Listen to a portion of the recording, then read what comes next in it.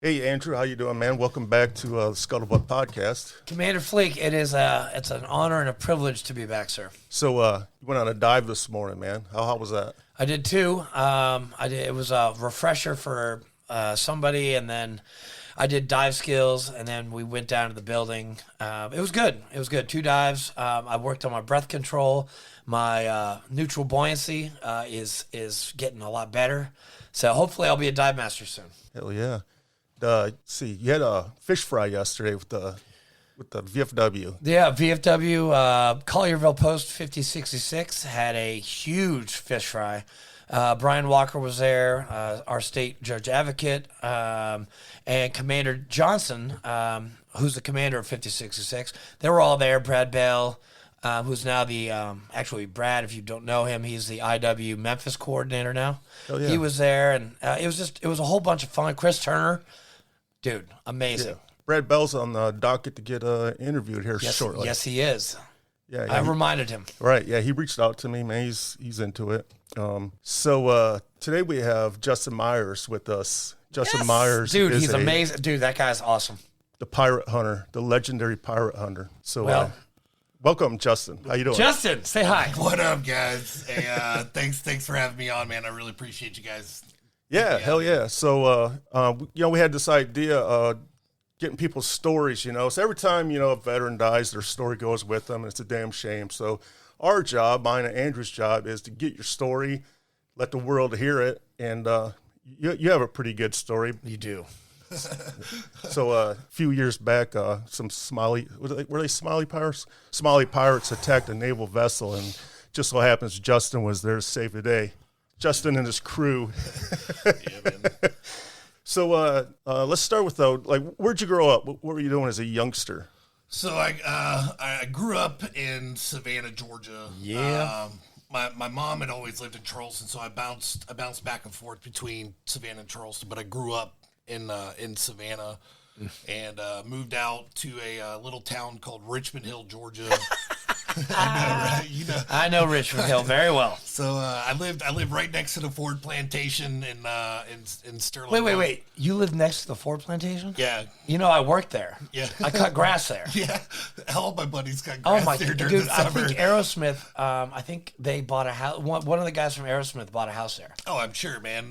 Beautiful. Allman Brothers have a house there. Jordan's got a house there. Oprah's got a house What's there. what's the deal? Tom Can you Hanks. tell us what's the deal with the Ford plantation? I mean, I know, but our listeners would probably want to know about the Ford plantation. What is it? It's a community that Henry Ford established way back. It was his estate. Yeah. He has, he had shooting plays. I mean, he had a big estate. It's on the Savannah River. No, Ogeechee River. It's on the Ogeechee River. Yeah, and it's overlooking the water. It's beautiful. I was I was like 17 when I worked there, and so, but he lived right next to it. Yeah. I have a cool Henry Ford story. No way. Oh, Yeah, well, not being Detroit. from Detroit. No way. Yeah. So I'm actually from Dearborn, Michigan, which is Henry Ford's hometown. My grandfather was a young kid when Henry Ford was doing his thing back in the day. What? My grandfather lived on the backside of his farm, Henry Ford's farm. And when Henry Ford's dog died, Henry Ford came to my grandfather's house. My grandfather's name was Norman, so he was just a kid at the time. He was like, "Hey, Norman, do me a favor. Go out to the neighborhood, gather up all the kids, and bring them to my house. I'm going to have a funeral for my dog." So my grandfather got all the kids together, and they went and had a funeral for Henry Ford's dog. Oh, shit. No way. That's crazy. Then years later, my grandfather was a troublemaker. He was also a sailor in World War II, but he was a troublemaker when he was younger. He actually picked up a teacher and threw him out the window in high school. Damn. So at the time, Henry Ford was starting this program, this apprenticeship program for Ford Motor Company. Yeah. Ford Motor Company was off the ground, getting rolling. And my grandfather applied, and they turned him down for whatever reason. So one day, my grandfather was walking down the road. Henry Ford comes pulling up in his car, rolls down the window. He's like, "Hey, Norman, how's it going, man?" My grandfather was like, "Oh, it's going pretty good, Mr. Ford." He's like, "Hey, how's your job search going?" And he said, "Yeah, Mr. Ford, they turned me down." And Henry Ford was like, "What? What'd they turn you down for?" He's just like, "I don't know, Mr. Ford." You get in the car. Gets in Henry Ford's car, drives down to the mission office. Henry Ford walks my grandfather in and says, "Hey, put Mr. Fleek in my apprenticeship program." And they said, "Yes, sir." And they turned around and walked out. Holy shit. That's so awesome. That's pretty fucking cool. Yeah, Man. Damn. Hell yeah. Hell yeah. So, all right. Got off track a little Sorry, bit. But I like to interject these little stories as we go along. No, that's fine. So, you grew up in the Savannah area? Yeah, so I grew up in Savannah. I practiced Taekwondo out of Savannah Taekwondo with Mr. Doug and Miss Jenny, and went to the Junior Olympics when I was a kid. Wait, WTF? World Taekwondo Federation? ATA. I was ATA. Yeah, ATA. In Richmond Hill. Yeah, in Richmond Hill. Yeah. Yeah, I got my. Oh my god. I did it out. So I grew up down in Savannah, near White Bluff and off White Bluff, yeah. So I had always gone to Savannah Taekwondo. So when we moved to Richmond Hill, I still drove back to Savannah. That's where I first started. ATA was in Richmond Hill. I got my white, orange, and yellow belt in Richmond Hill. That is really, I did not know that about you, man. Yeah. Did you guys just become best friends? We just did. We just did. Bestie alert. No. Go ahead, man. That's we got to talk some more about the ATA stuff. Like after. Yeah, man. I got my red belt black tip, and I never tested for my black belt ever. What? I was a red belt black tip for like 7 years. I never tested. We need to change that, sir. It was really because baseball was my priority sport. Mm-hmm. And I played travel ball all around the country, with an elite baseball team out of Savannah, and I just never really had time to dedicate to Taekwondo anymore because I was getting scouted for baseball and I had colleges coming at me, and it just took a priority. And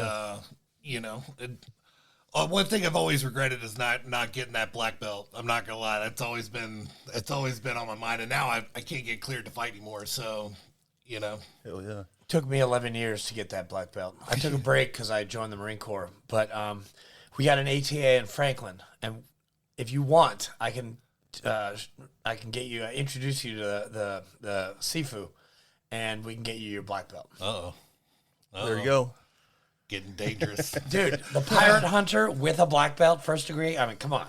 Oh yeah. So, when did you decide you wanted to join the Navy?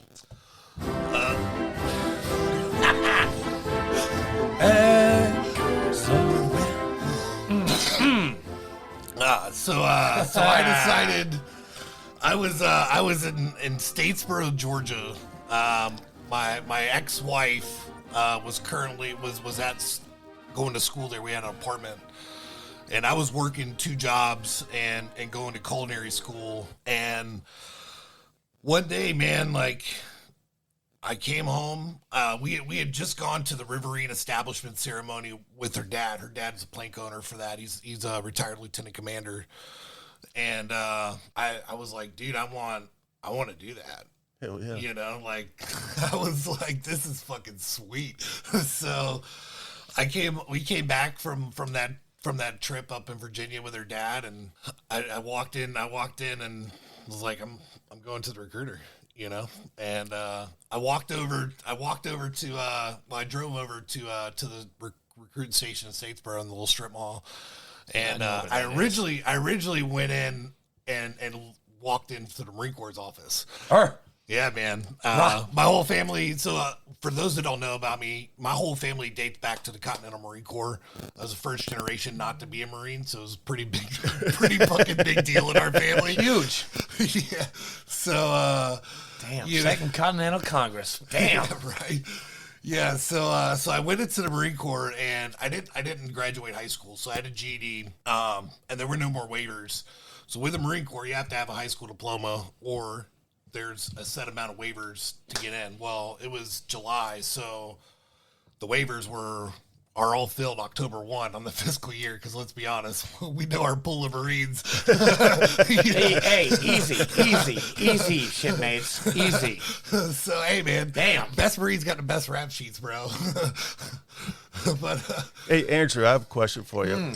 Why did the Marine cross the street?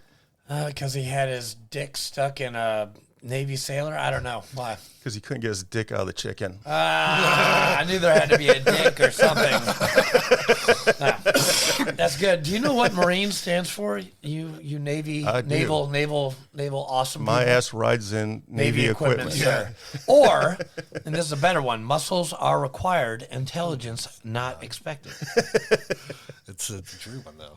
Well, I did get a 54 on my ASVAB, so yes, the intelligence is not there. I don't even know what I got on mine. Shit, dude, I got a 79 on mine. You could have done anything, man. You could have done like NBC or nukes or I something. had every job offered to me, man. And I was like, I'm not joining the Navy to do anything other than be a gunner. Like, Yeah, so that's not me. Like, I'm not.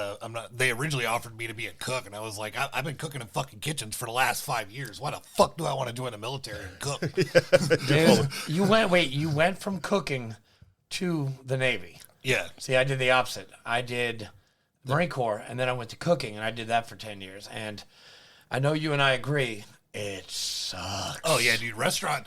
Dude, I love the restaurant industry. I love being in the kitchens. But dude, I mean, it's fucking especially if you're at a good high volume restaurant. If you're in the weeds, forget about it. Yeah, man, it's work, dude, and it's late and it's fast and Yeah. I swear I No built my work vacations. ethic, though, No you know? vacations. Oh no, dude, it's 7 days a week, bro. I didn't cook, but I washed dishes, and that's what pushed me to join the military, because the dude I was washing dishes with, he was like a 35-year-old dude from Detroit, Michigan. I'm just looking at this, and I'm like, that's how I worked through high school. And when I was 18 years old, I'm still working, scrubbing dishes. And I was looking at this guy just like, man, I do not want to be a 35-year-old dishwasher, man. This sucks balls. And so that's when I went and talked to the recruiter. Yeah. And then it changed my life, man. Changed my whole outlook. Oh yeah, dude, it was definitely one of the best things that happened to me, man. I was definitely not in the right crowds. Yeah. There's a lot of things I'm not gonna talk Yeah, about. those but Richmond Hill kids, man, they're crazy. So that ain't nothing, man. Like, did the recruiter give you gunner's mate, or did you? so I actually they had me down as a drug user. So was I. so I got a waiver for that. yeah, though. but I wasn't like there's a lot of complications to that story, but anyways, we got around that, and because with weapons, you can't no. so Well, you can, but it's all jacked up if you are. so anyhow, I had this badass recruiter, and I was super fucking pissed off because I was down in Jacksonville trying to get fucking out, and then all this bullshit's going down with fucking job ratings and shit, and I ended up coming back a couple weeks later after my recruiter did some work, and ended up shipping out in January, and I was like freaking out, man, because like I had to stay alive, bro. Yeah. Like when I tell you I was getting into some shit, man, I was getting into some shit, bro. It was like I was really worried about staying alive in Georgia for like 5 months, bro. That was a legit concern. So did you go to Gunner's A school? Yeah, so Where's that at? First of all, it's in Great Lakes. Oh, it is. Yeah. Great Lakes. So it used to be the big green building on an RTC, and I was the first class to be in the new building. So I really pissed off that I missed being in the green building, man, because that's like Gunner 101 history, man. Hell yeah. And I was the first class not to be in it. So What months were you in Great Lakes? So I got to Chicago. I left Jacksonville. It was 85 degrees. Yeah, that was my question. That's where I was going with this. I It don't know what was the weather was like. 85 degrees in January, okay? So I'm in t-shirt, shorts, and flip-flops. And I get to Chicago, and I go outside to smoke a cigarette, and it's like -5 degrees, bro. I was not ready for that. I threw the whole pack of cigarettes away, and I was like, fuck this, dude. I'm not... And then, so I was there from January, and then I graduated April, and then went through gun school. I went through electronic school first, and then gun school, and I left gun school and reported to the Ashland on August 15th, I believe. USS Ashland. USS Ashland. Wow. No, what kind of boat is that? Ship. Ship. Sorry, ship. It is Watch your mouth. It is a ship It is not a boat. Fuck Watch your Marines. dirty horse, Mike. I'm sorry. I'm the men's department of the Navy, We just give this motherfucker a ride. Yeah. You don't know. You guys are our Uber. Then he treated us so well, he threw chem lights over the side. I did. So we had to go I to did. work. I did. I'm sorry, Navy guys. What I'm a sorry. dick. I'm sorry, sailors. Wherever you are out there, I am Do sorry you want to for explain? throwing Do me a favor, Andrew. Just take a minute to explain our listeners what this chem light story is all about. All right. Well, I was at that point in my Marine Corps career, I was training NCO and police sergeant for my company, and I had the key to like $500,000 worth of gear. We kept it in our berthing area on the USS Queer Barge. Kearsarge. Just kidding. Just kidding. Great ship. And so anytime my Marines got tired, they didn't want to do anything, they would come to me and they would ask me, hey, can you open up and get some chem lights out? I'm like, yeah, sure, of course. Yeah, here you go. I'd take some, and they're like, hey, Far, would you throw some over the side of the ship? I'm like, sure. Boop, boop, boop. And You guys could see me shaking my head. and right after I did that, there's this booming echo on the intercom that says, man overboard, man overboard, man overboard, Marines, get to your berthing. And then basically I'm paraphrasing this, but all you Navy people, get to work. And so we would go in. General quarters. General quarters. Yeah, I don't even, how's it go? It would be like general quarters, all hands man your battle station. And then they would announce what the issue was, whether a fire, man overboard. Yeah, and so us Marines, we'd go back to the berthing area. You sailors would get to work and actually do your job while we take naps. And I did that a couple times on the float. And it's a funny story, but it's also deadly serious, and I shouldn't have done it, and I apologize. And it's rude. And rude. It's freaking rude, bro. And the captain, whoever you were, I'm sorry. Skip. Skip, I'm so sorry. So you go to gunner's mate school. You end up at the Ashland. Is that a West Coast boat or an East Coast boat? No, so it's East Coast. Nice. So I was stationed in Virginia Beach for my whole career. I did 6.5 years before I got medically retired. So I was lucky to have back-to-back contracts in Virginia Beach. I was trying to get to Italy, man. But our detailer, with what had happened on my career, had completely different plans for me. Big Navy was trying to get a hold of me, and it was a little bit of a different situation, man. Like I felt like I had no control on anything anymore. Like it was so wild. You're in the military. You don't have any control. Yeah. I mean, you do in some situations. Not in the Marine Corps. Yeah, not There's Marine no Corps, dude. control over there. The Navy works with you pretty well, man. Like Actually, Wow. they do. Wow. They do? Yeah, they do. That's amazing. Somewhat, yeah, unless you piss somebody off. Yeah. Unless you're a dick and you piss people Were off. were you at Captain's Mast ever? So I did get NJP'd Oh. in gun school. For what? For what? Oh man, Drinking? This is Fighting? great. No, dude. So I was like 2 weeks away from graduating. I was top of my class, and Of course you were. I had a Liberty free weekend, right? So we had the whole weekend. So I was like, I'm gonna fly home to Georgia.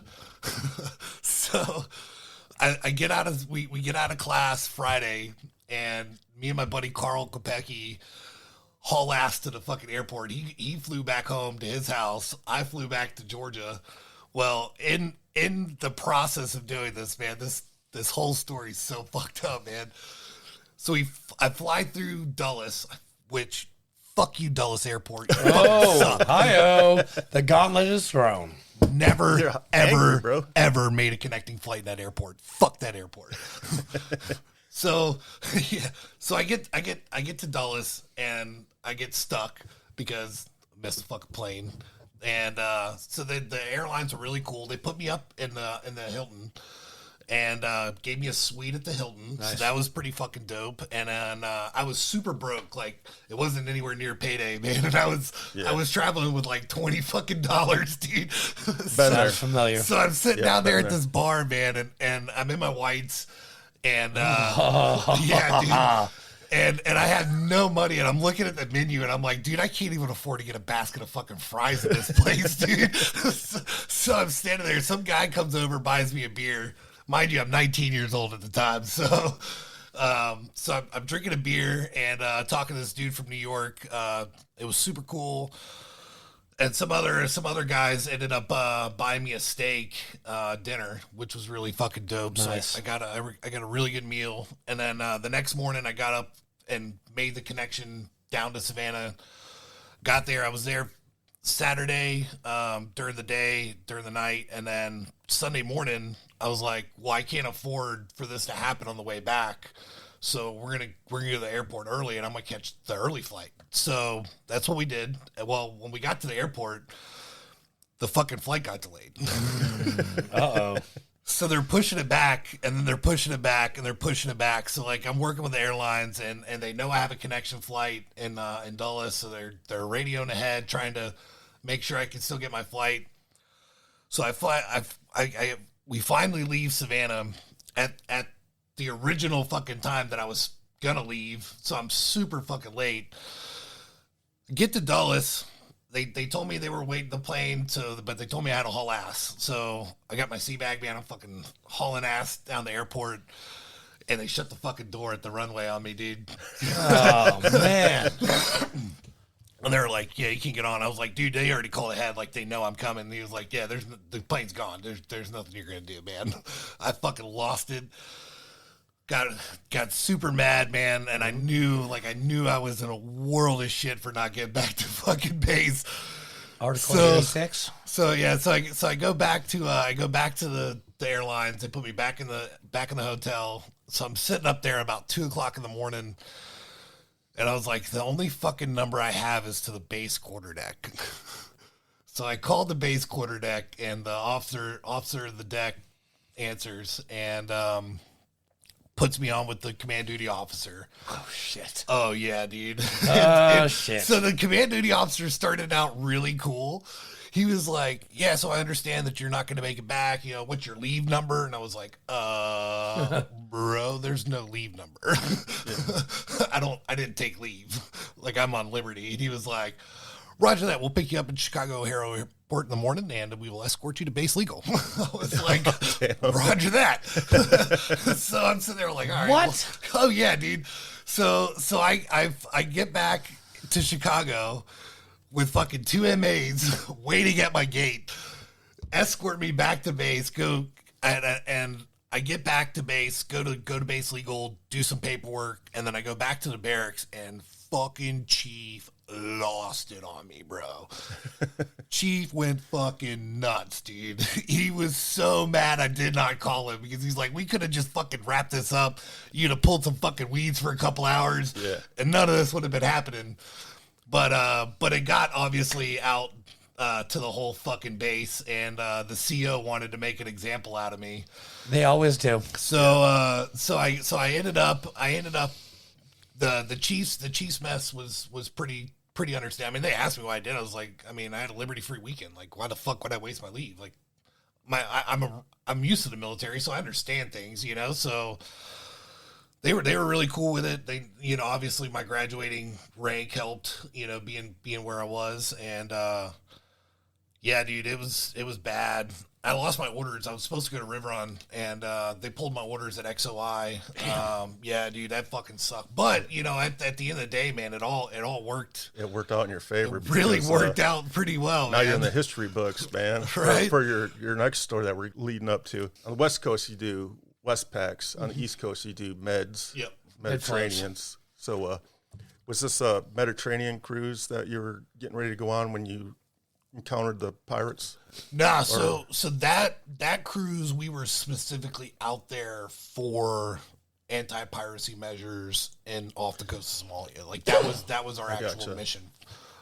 We dropped the Marines off in Djibouti for them to do their do their training and shit. And Camp Lemanier. We went and did Gator Squares, and we were doing probably like 30 visits a day, man. I mean, we were fucking busy, bro. Hell yeah. I was in Mombasa, Kenya. Where you were at was on the other side of Africa. Yep. Yeah, you were West Coast. Yeah.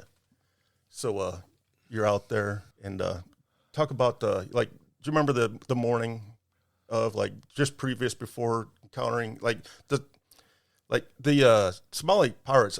actually attacked your ship. Yeah. They thought you guys were a freighter or something. Yeah, so I mean, we had Connex boxes and everything lined around the flight deck, so we looked like we were transporting goods. We looked like we were a merchant ship. We ran merchant lighting schemes so that we could blend in with the ship, the ships in the area, and really just baiting them in. Man, is what we were out there trying to do. Sneaky Navy, and sneaky Navy. Yeah, man. So, like the day before was our CO's last day on board, and we had done a change of command ceremony, and so Commander Cronin flew out, and then Commander Curtis took over, and it was Commander Curtis's first fucking night on board. what a way to take over, and he's a brand new skipper, right? He was a nuclear power officer for a carrier. Nice. And now this is his first command, and his first night, shit goes down. So Cronin's last night, I'll never forget it, man. I still talk to Cronin all the time. He was like, he came up to, because I stood the overnight watch, so I did boardings during the day while my gunners did maintenance and shit, and then I'd come back, check all their shit, and then I'd go on watch all night. And so I only slept for like 2 hours max a day. And Cronin had came up to me on the mount, and he was like, "Guns, this is my last night. I need you to be extra vigilant. We don't need anything delaying my transfer out of here." I was like, "Roger that, sir. I got you." So the change of command went smooth, and then Curtis took over. And so I'm on watch all night, man. I'm fucking dead tired. We're doing scans. I'm over with the quartermasters, plotting charts and shit. I was the sailor that went and got qualified in fucking everything.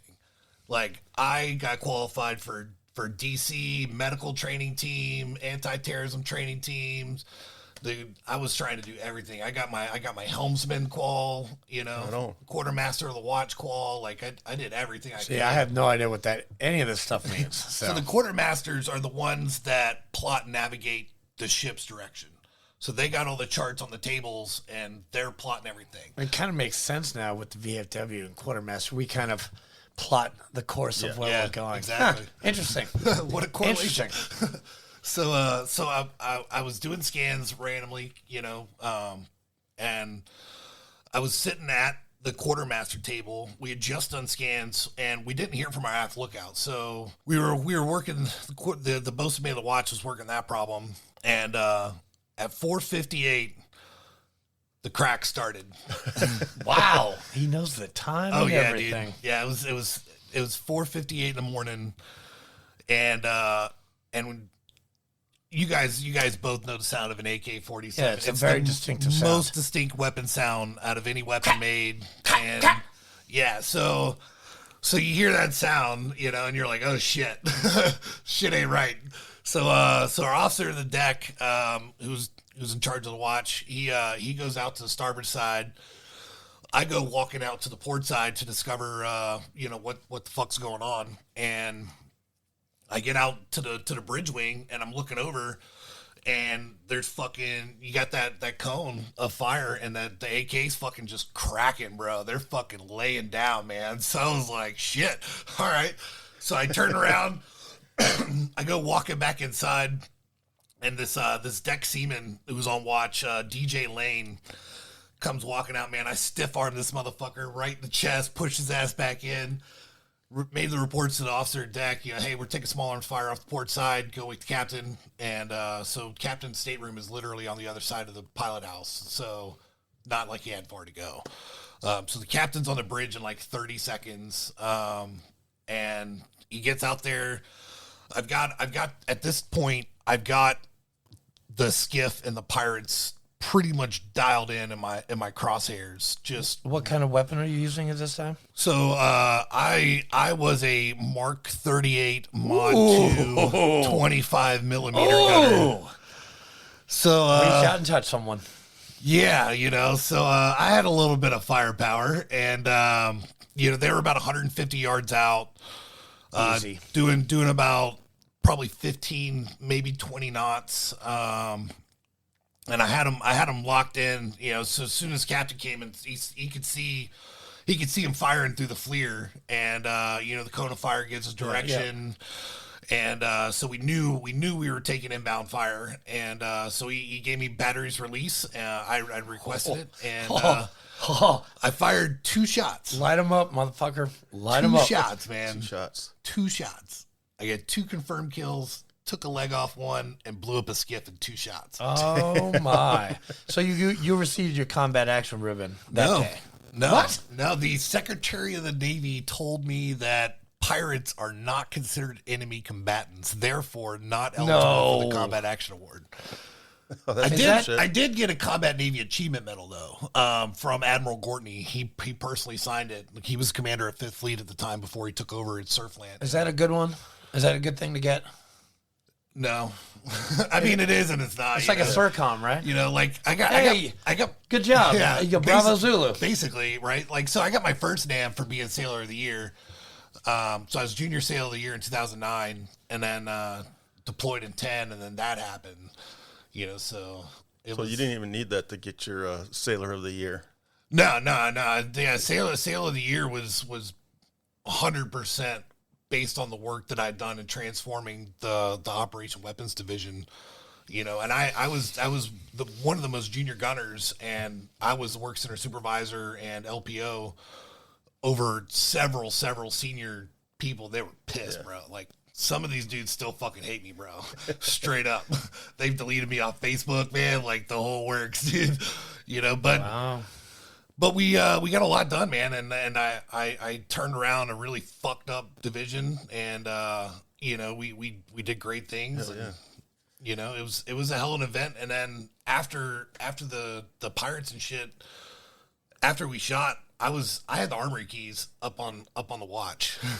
So my one of my gunners came up, obviously. I mean, I woke the whole ship up, bro. The whole ship was awake as soon as those rounds came off, and so they grabbed the keys. I hauled ass back down to the armory, loaded up the VBSS team, got changed into all my gear, and they weren't going to let me go on the boarding to go get everybody, because they're like, you just blasted some fucking dudes, like, your adrenaline's going, you're amped up, like, you probably don't need to go pull these guys out, right? So I was like, fuck that, I'm fucking going, man. Like, fuck this. So me and my boarding officer and my weapons officer were out on the boat deck. I'm geared out, ready to fucking get in the boat. They're like, nah. I was like, fuck you guys, I'm going, man. I turned around and went and got on the fucking boat. And then we went and pulled out 6 survivors. Dude, they were fucked up. Dude, they were burned from head to toe. Their skin was coming off. Obviously, we got Stumpy out of the deal. Stumpy. Yeah, that's what we call him, man. We call him Stumpy. And then so Stumpy was right on the ramp of the flight deck going up to from the boat deck to the flight deck. He was out on the ramp, and Katie Lutterby and Jason Hernandez and Cesar Chavez and the whole medical team did an amazing job keeping that dude alive, man, because he was fucked up, man. That leg was fucked. So they kept him alive, and then obviously they flew him back to the States, and then we went through 7 years of trials, bro.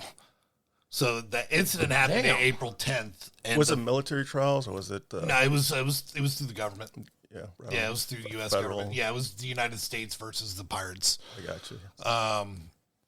So yeah, so they try to sue you or something? We had a press. We were pressing charges against them. Oh, okay, Yeah, good. We were convicting them of piracy. So it was a huge landmark case, man. It was all over the world news, man. It was insane. Like, when this shit happened, I didn't get to speak to my family for like 2 weeks, and I did interview after interview after interview. Like, it was fucking madness, dude. And all I wanted to do was talk to my fucking wife, you know? Yeah. Like, I just wanted to let my wife know she's watching this shit on the fucking news, you know? And so it was an interesting time. And then What year was that? So it was April 10th, 2010 was the pirate attack.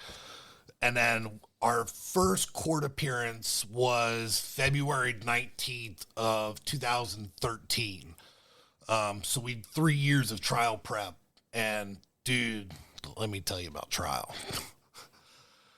I almost lost my shit in the courtroom. These fucking lawyers, bro, that were assigned to these guys really fucked with my nerves. Because they were trying to put this whole fucking situation on me using excessive force and not having rules of engagement and all sorts of shit. Yeah. So they're fucking asking me a million questions. Like, it's the same question over and over and over and over and over in different ways. Yeah, to see if you mess up. So like after doing this for like 15 fucking minutes, man, I'm like, I'm done. Like so I finally stood up. I was like, how many times are you going to ask me the same fucking question? It's not going to, the answer is not going to change. This is what happened. And the judge called recess. So I go outside to smoke a cigarette, calm down a little bit. And one of the Somalis turned on the rest and was working with the government to testify against them. So he had a little bit of freedom. And I'm smoking a cigarette outside. And I turn around and this motherfucker's in my face, dude. Bro. No. Jesus. I have never been so close to killing somebody hand to hand in my fucking life as I was that day, man. Because he was trying to fucking talk to me, man. Like, fuck you, bro. You fuckers were shooting at me. Right. And I had to do what I had to do. Like, I don't want to fucking talk to you. Like, and I carry a pen with me everywhere. That's my preferred weapon of choice. So a pin to the neck takes care of things real fast. What's up, John Wick? How you doing? Yeah. So I flipped out. Security came down. Obviously they saw us together and they're like, this isn't fucking good. Cause I started screaming at this motherfucker. Like I was not in the mood. And, so that happened and, got to hang out with our SBS guys from the Royal Navy that we worked with. Cause the SBS guys originally picked these guys up, like months before we ended up getting them. And they had let them go. And then the whole situation happened and we took care of business. Hell yeah. Holy shit. That's fucking crazy, dude. Man. Yeah, they didn't finalize the trial until August of 2017. It went through Supreme Court all the way up, man. It was a long situation. Did they keep calling you back? Did they keep calling you back for the court appearances or No. Once I had my testimony on trial, they didn't fuck with me. Right on. Now your name's in the Yeah, military now you're kind of history famous, books, dude. man. Isn't it wild, man? I've got more kills than Rob O'Neill when it comes to pirates. Oh, God. I fuck with him. He gives me some shit, man. Well, you just met him. He was Rob O'Neill. Wasn't he at the ranch? Yeah, he was at the lodge. At the lodge. Yeah, Sorry, yeah, lodge. yeah, Lodge. yeah. Sorry, not Yeah. the ranch. I've hung out with Rob a few times. Great dude. Yeah, it's the one thing that I've got him. Obviously, man, dude's done every fucking high op mission there is and killed Osama bin Laden, so he's the baddest motherfucker of all. But Right. I always throw it in there, man. And he's a good sport about it. He's like, yeah, you got me on the pirates, but don't forget, I got the king. Yeah. Yeah, I did my fair share in Ramadi. So Fuck Ramadi, dude. I was there for 2000. When were you there? 2008 for a little bit. I was 2006. a couple weeks. Yeah, and we went out and did oil plat security. So yeah. Oh, dude. Well, the ROEs that you were talking about, they didn't exist in 2006. Okay. It was like the Wild West in 2006. I mean, no trials, no. That was Jocko's tenure, right? Jocko was our Overwatch. Jocko, Andrew Paul, Leaf, Michael Mansour. They Chris Kyle, they were all with us. I didn't know Chris Kyle was even in the AO until about 3 years after the fact. But SEAL Team 3, they were our Overwatch while we took over the hospital. And I know I went to high school with Jocko's lieutenant commander. Oh, hell yeah. He's actually a member of our post. Oh yeah. Nice. And you will be too. Yeah, We just got to tell that post in South Carolina to leave you alone because he lives in Tennessee now. Yeah. Stop poaching our members. Stop man. poaching our members. Right on, man. Well, I appreciate you coming here telling our story. Dude, that was an amazing story. That's badass. I've never really heard the whole thing. Yeah. This was the first time. Same. It was it was a journey, man. It was a journey. So now that that's all behind you, like what are you doing today? Like how did you deal with getting out of the Navy and transitioning into your civilian life? What was that like? So I ended up getting hurt, and I was on limb due for about 2 years and maybe 2.5, and I was in process of my med board, and I was working at a car dealership part time, selling cars, making great money. And I was on my way to sign my appeals right after the trial. I got hit by an F-150 on my Harley. Damn. What? And, yeah, it fucked me up, bro.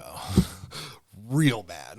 I was 500 yards from impact. Like my bike took the truck bed and the rear axles off this lady's truck. I barely missed the truck bed, and I had 5 layers of gear on because it was February. It was cold as shit. And went through all my gear, shattered my helmet. Had road rash all over, ripped my hip out, ripped my shoulder out, twisted my back pretty. Were you active duty when this happened? Yeah. I was still active duty. So I ended up not getting to my appeal, obviously. So then I got 28-day notice of separation, and I'm in a fucking wheelchair. So fortunately, I did have a desk job. So I was able to get employment, and I ended up moving to Charleston in 2013, like December of 13. I moved to Charleston, and I went to Georgia Southern or Charleston Southern, and I got a job offer from Toyota. So I went to Toyota, and I worked in the car business. I grew up in the car. My dad's been in the car business my whole life, so I grew up in the car business. My dad at one point had his own dealership, and that's where I got my first job, cleaning cars, man. 13 years old. Nice. Yeah. Detailing cars for $20 a car. Fucking slave labor. And so I transitioned into sales, and I was killing it at Toyota, making great money. And then the CEO of the Sign Chef hit me up and offered me to come as their sales director. And I came in. I knew nothing about signs, like nothing, but I knew sales. I understood salesmanship and marketing and all that shit. So it was really just learning the products and understanding, what are the value, why are you better than other people, and I took that company, and dude, we fucking crushed to the top of the industry. It took me 3 years, but I tripled this dude's business, landed the biggest companies on planet Earth, started working with Amazon and Google and Exxon and Coca-Cola. I mean, we worked with everybody. And in 2017 December, I decided to resign because I wanted to do it with the veteran community. At this point in my career, I had made a really good reputation around the industry. Obviously, I built 200,000 clients in 13 countries. So I had a really good reputation. So I was like, well, now's going to be the time to do it, So I left, I resigned, and then I got hit with a divorce. Ouch.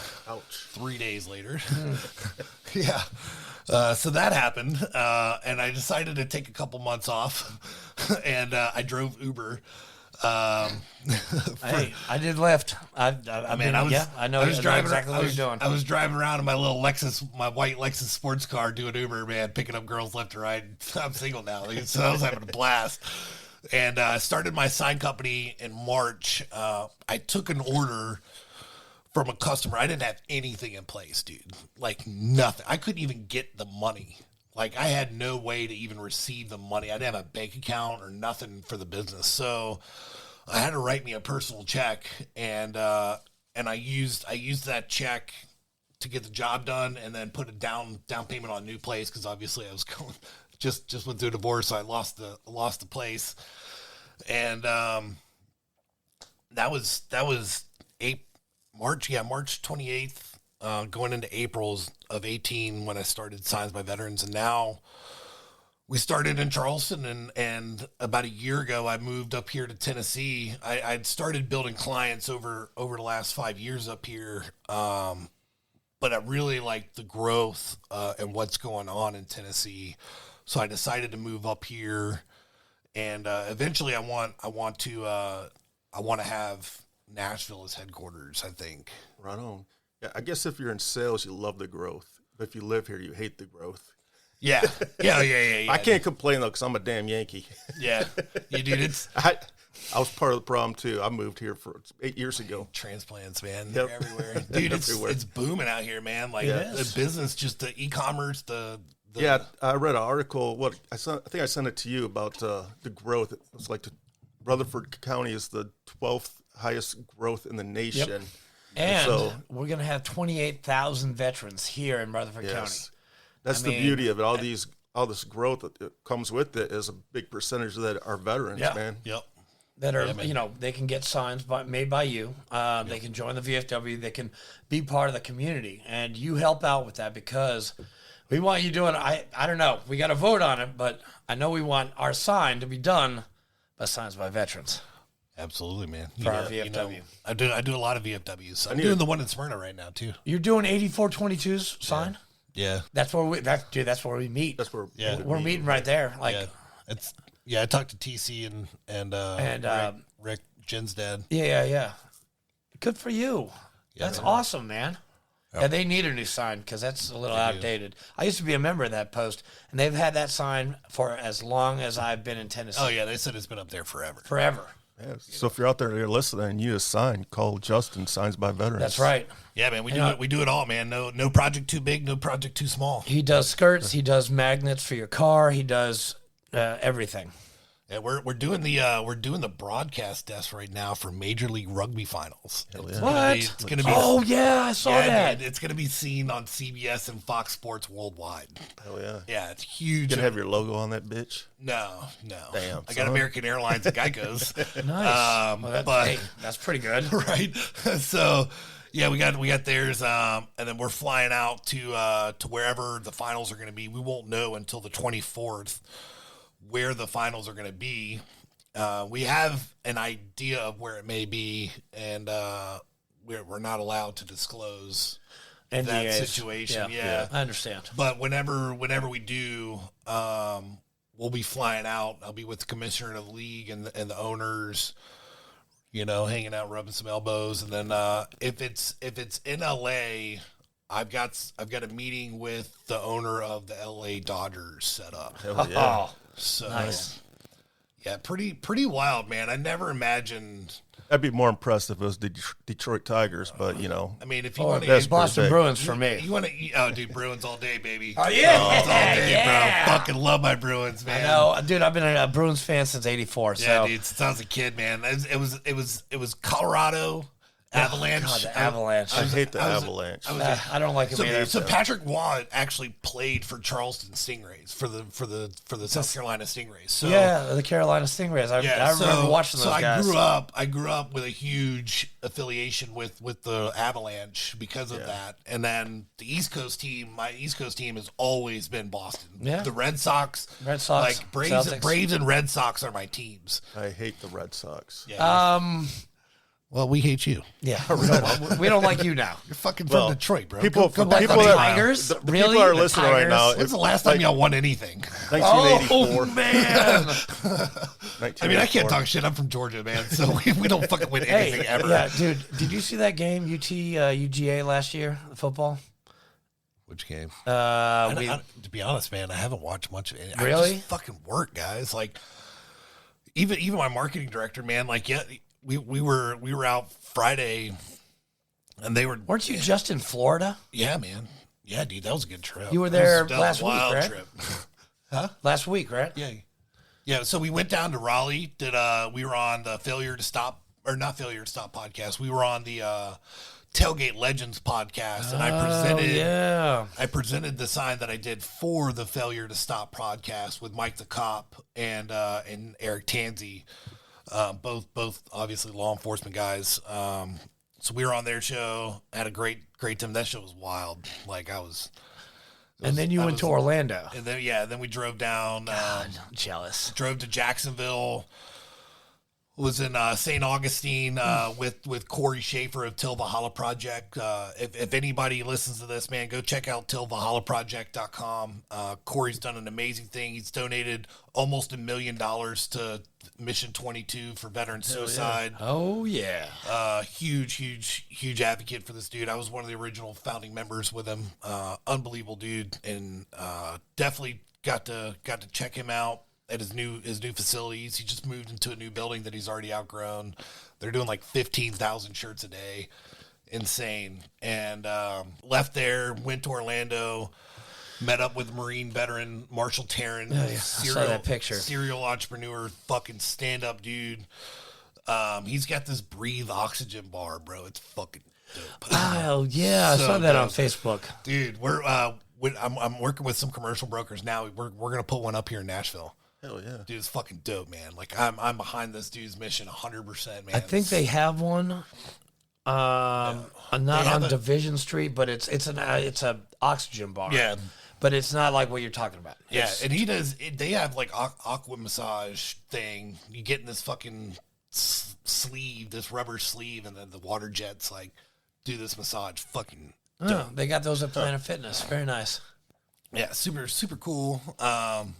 And then we went to Fort Lauderdale. Oh God, you went all over. Yeah, dude. And then from Fort Lauderdale, ended up back in Orlando and flew back. If that tells you how this trip went. Orlando. We can't talk about that. Dude, I spent 5 years in Orlando. Orlando is a very bad town. I mean, it's a great town, but it's also a bad town. Oh, yeah. Got me in a lot of trouble. Yeah, so we made it about halfway between Fort Lauderdale and Orlando, and then Ubered back. Damn. Did you take the turnpike? Yeah. that was the mistake. Yeah. Don't take Should the have turnpike. stayed on 95. Should have stayed on 95. Don't take the turnpike. We would have been just fine. But yeah, that we ended up flying back and got back in Monday this week, and it's been, dude, I've been fucking nonstop go since I got back, man. Like, I worked till 5 o'clock in the morning last night doing security. You know, like I do everything, man. Like, well, we really appreciate you coming on the show and telling your story, man. Absolutely, man. Yeah. Thanks for sitting in on Scuttlebutt podcast, and we wrap it up. We're already at an hour. We try to keep it at 30 minutes, man. Yeah, but you got a good story, man. Story was awesome, and we had to talk about Science by Veterans. Had to. Oh yeah. Had to give you your plug. That, guys. So again, thank you. I'm gonna walk you out the door by this song. Thanks again for sitting in Scuttlebutt Podcast. Andrew, another great episode. Thank you for coming in. Thank you, Commander. And, thank you, Justin. You don't have to call me Commander. I'm only Commander one night I know. One night a month, but still, you will always be my commander, sir. You're our commander. All right, Ronald, man. Thank you, guys, man. Thanks a lot, Appreciate it. guys. See you. Peace. That's good. Well, to foreign shores we sail. Hey, we got to stay.